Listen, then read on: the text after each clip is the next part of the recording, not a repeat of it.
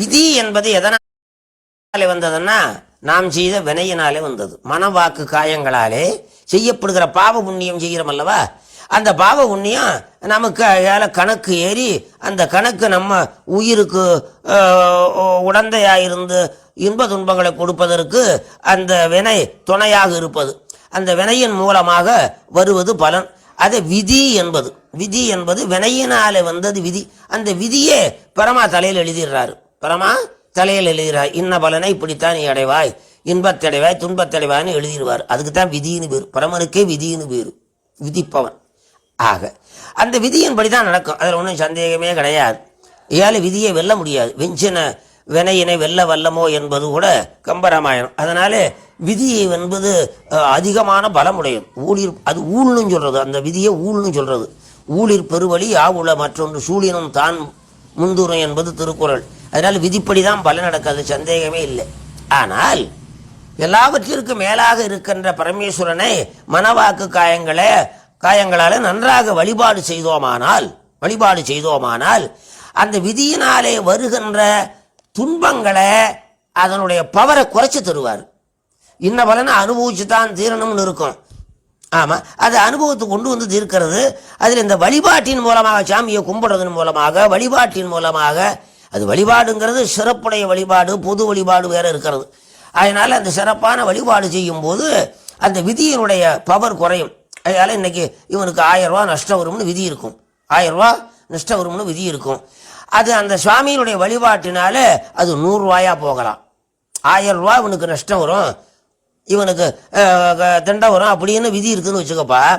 அது சாமி வழிபாட்டினால என்ன பண்ணுவார்னா 500 போகலாம், 100 போகலாம். விளங்குதா?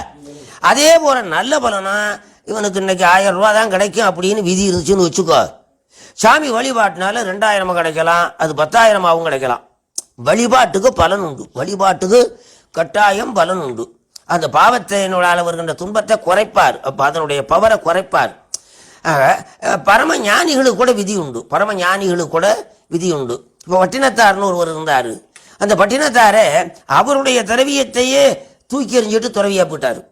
அவருடைய திரவியத்தையே துறந்து விட்டு முழு துறவி ஆயிட்டார். அவர் என்ன பண்ணிச்சு தெரியுமா விதி?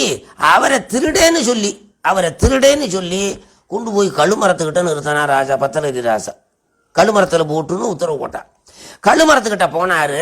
போன உடனே அந்த காவலர்கள் கேட்டாங்க, இன்னும் மற்ற திருடனெல்லாம் எங்கே போனா? இவருடைய கழுத்தில் முத்து மாலையை போட்டிருந்தானுங்க. அதனால இவர் திருடன்னு விட்டு போட்டார். ராத்திரியில் திருடனுக்கெல்லாம் வேண்டிக்கிட்டு போனான் பிள்ளையார்கிட்ட, சாமி நாங்கள் திருடிக்கிட்ட அடிபடாமல் பிடிபடாமல் நாங்கள் வந்துட்டோம்னா உனக்கு ஒரு முத்து மாலை போடுறோம்னு வேண்டிக்கிட்டு போனேன். அது திருடனுக்கு. அப்படி திருடிட்டு போகும்போது பெரிய பிள்ளையார் அந்த திருடனுக்கு உதவி பண்ணார். அடிபடாமல் பிடிபடாமல் திருடிக்கிட்டு வந்தேன். வரும்போது பிள்ளையார் மேலே சந்தோஷம் வந்து சொன்ன காணிக்கை அவர்கிட்ட கொடுத்துறேன்னு பிள்ளையாரை ஏமாற்றக்கூடாது அப்படின்னு சொல்லி ஒரு முத்து மாலை அப்படி வீசினா இருட்டில். அந்த பிள்ளையாருக்கு பக்கத்தில் உட்கார்ந்துருந்த பட்டினத்தார் கழுத்தில் அது விழுந்துருச்சு. பட்டினத்தார் இருந்தது இவனுக்கு தெரியாது. காலையில் அந்த காவலரெல்லாம் இவரை வந்து பார்த்துட்டு இவர் கழுத்தில் முத்து மாலை இருக்கு வந்தான் திருடேன்னு சொல்லி அதனால் அவரை ராஜா கிட்ட கொண்டு போய் கழுமரத்தில் போட்டுட்டான். அப்படி கழுமரத்துக்கிட்ட கூட்டிகிட்டு போய் அந்த காவலருக்கு கேட்டான், இந்த மற்ற திருடன்லாம் எங்கே போனா? இப்போ நீ சாக போகிற, உள்ளதை சொல்லிவிடு அப்படின்னா. அவர் என்ன பண்ணார் தெரியுமா? அப்போ தான் உள்ளதை சொல்கிறாரு. பரமஞானி. அதான் அவருடைய தெய்வத்தை தூக்கி துறவியா போட்டார். என் ஜெயலாவதி யாதொன்றுமில்லை இனி தெய்வமே உன் ஜெயலே என்று உணரப்பெற்றேன். இந்த ஊனெடுத்த பின் செய்த தீவினை யாதொன்றுமில்லை பிறப்பதற்கு முன் செய்த தீவினையோ இங்கனே வந்து மூண்டதுவே அப்படின்னு பாடினார். அப்படி பாடின உடனே அந்த கழுமரம், இவரை போல வைத்திருந்த கழுமரம் நெருப்பு பிடிச்சி சாம்பலாயிடுச்சு. விதி கொண்டு போச்சு. அவர் வழிபாட்டினாலே ஞானத்தினாலே அந்த கழுமரம் சாம்பலா போச்சு. இப்ப எது ஜெயிச்சது? அந்த வழிபாடு திருவருள் ஜெயித்தது. ஆனா விதி என்ன பண்ணுச்சு? அது வரலும் கொண்டு போச்சு. அது விதி தோற்று போய்விட்டது. அவருடைய திருவருள் வழிபாடு ஜெயித்து விட்டது.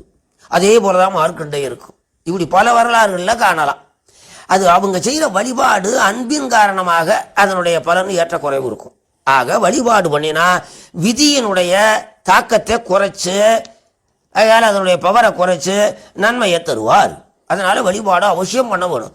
தலைவிதி இப்படியே நடக்காது. ஒண்ணுமே செய்யாம வழிபாடு பண்ணாம விட்டா தலைவிதி இப்படியே நடக்கும்.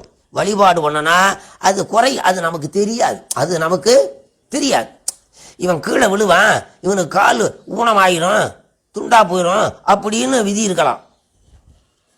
அடிபடுவான், இவனுக்கு கால் துண்டா போயிடும் அப்படின்னு விதி இருக்கலாம், இருக்கலாம். ஆனா அவன் வழிபாட்டினாலே சாமியை கும்பிடுவதனாலே அந்த பிரார்த்தனையினாலே என்னமா ஆனா கீழே விழுவான், காயம் படும், ஒரு 4-5 நாளைக்கு கட்டு போட்டுப்பா, அப்புறம் சரியா போடும். இப்ப புரியுதா? விதியினாலே வருகின்றதே திருவருள் குறைத்து கொடுக்கும், துன்பத்தை குறைத்து கொடுக்கும், இன்பத்தை கூட்டி கொடுக்கும். ஆக வழிபாடு அவசியம்.